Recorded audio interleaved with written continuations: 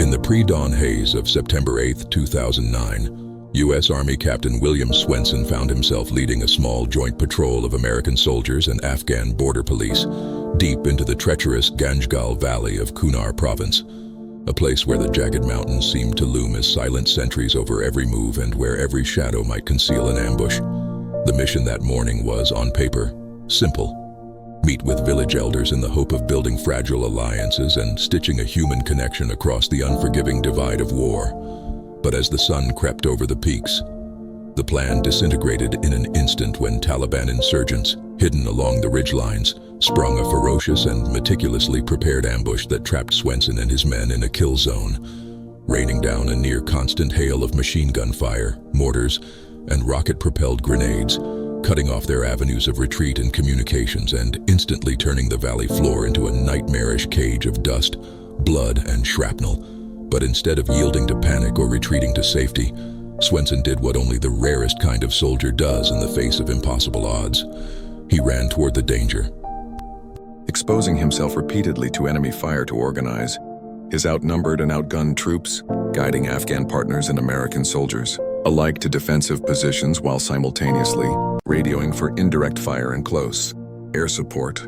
often standing upright under fire to adjust their position or carry wounded men to safety, showing a calmness so absolute that even those who fought beside him later struggled to put it into words. And when he learned that his close friend, Sergeant First Class Kenneth Westbrook, had been critically wounded by enemy rounds, Swenson, without hesitation, dashed across an open stretch of bullet-swept terrain, knelt beside Westbrook, applied first aid, and held his position for as long as it took to get a medevac helicopter close enough to evacuate him, pausing only to fire back at enemy fighters closing in with grenades in hand to buy Westbrook precious minutes to live. And even after helping load his friend into the helicopter, Swenson refused to withdraw from the fight, returning again and again into the same kill zone where death circled overhead like a waiting predator, using an unarmored vehicle to weave through enemy fire, pulling wounded Afghan soldiers to cover, and retrieving the lifeless bodies of American Marines and a Navy corpsman who had fallen under the brutal assault, an act of courage so raw and so human that it was later captured by a medevac crew's helmet camera, which showed him helping carry the broken body of his friend Westbrook to the helicopter,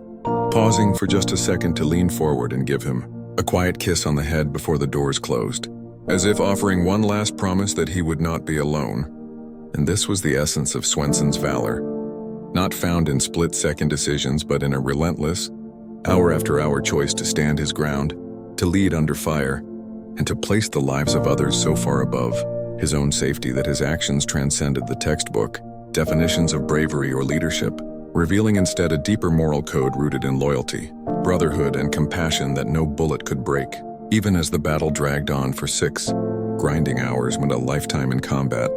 Swenson's clarity, tactical skill, and refusal to give up held the line, directly saving the lives of multiple Americans and Afghan allies, and ultimately allowing for the recovery of all the fallen, denying the enemy a psychological victory, and offering the grieving families back home the sacred dignity of knowing their loved ones did not die alone, abandoned on a foreign battlefield. His actions that day would become the stuff of legend, not for their flashiness but for their quiet,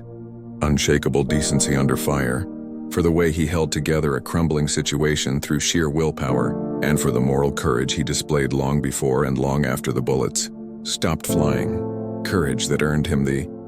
Medal of Honor, but more importantly,